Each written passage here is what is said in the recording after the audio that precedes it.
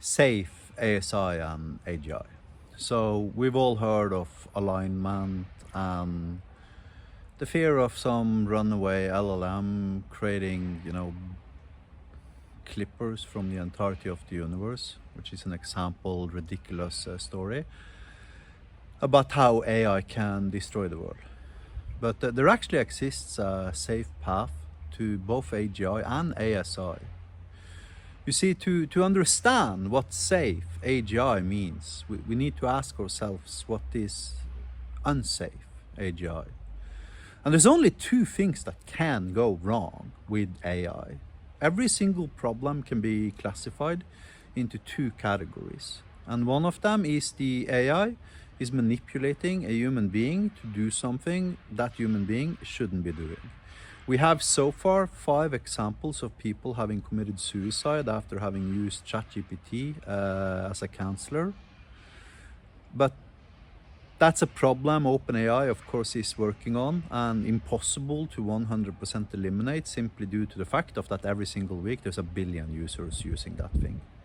So regardless of how safe they implement this thing, that problem's always going to be there.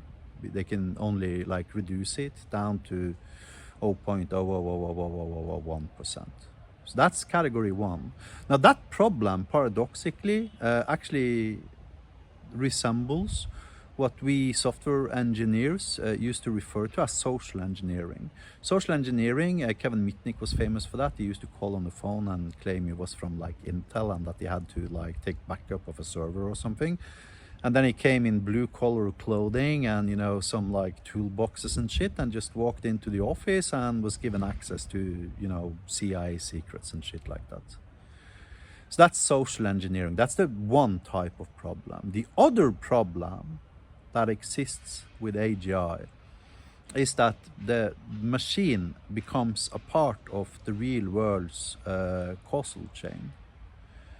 What that basically means is that the AI has tools, and there's absolutely no way an AI can become AGI without having access to tools, because it needs to interact with the real world, right? Or be able to store data, or change records and do stuff. And that's what we refer to as tools in an AI agent, right? Now, if you want to have AGI, right, so there's 11 points that needs to be solved before we have AGI.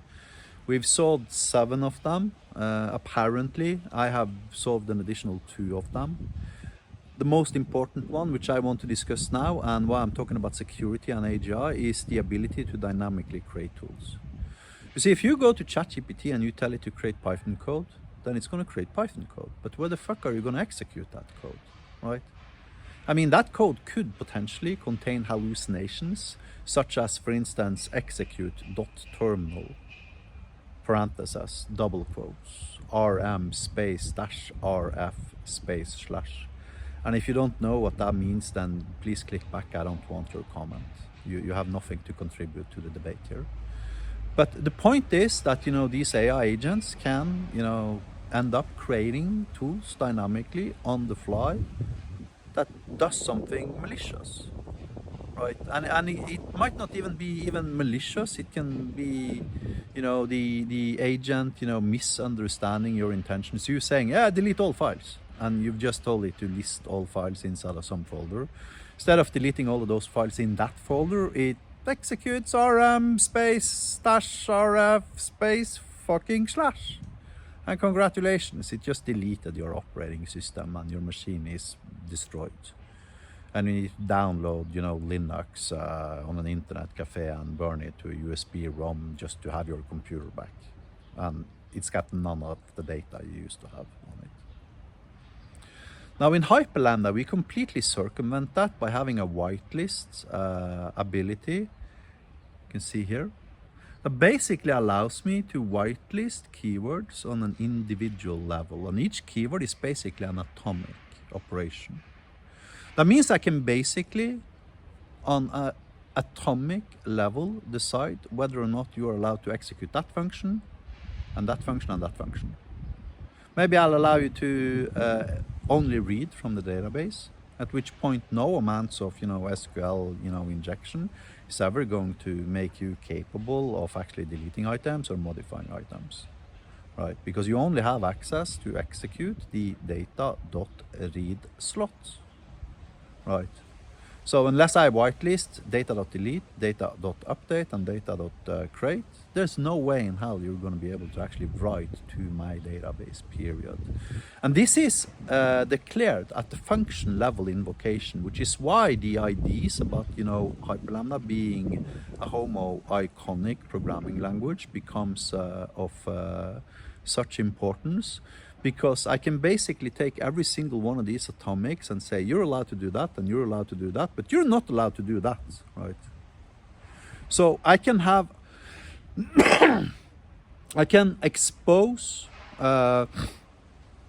something to the AI that allows anyone to provide natural language input that generates tools and executes those tools and returns the result of the execution of that specific tool to the user, similarly as to what I did in the natural language API. However, if I write into the natural language API, delete all files in /system/ and I try to execute that from my natural language API, that's not going to work. However, if I tell the Hyperlambda generator while I'm logged in as root to do the same, it's happily going to oblige. So this means that we can actually decide authorization, execution rights, and associate these with individual functions for individual users, right? And this simply provides a security model that solves security related to AGI and ASI. It doesn't solve the whole problem. I'm the first one to admit that, but it solves the hardest problem. It solves the hardest problem. Have a nice day.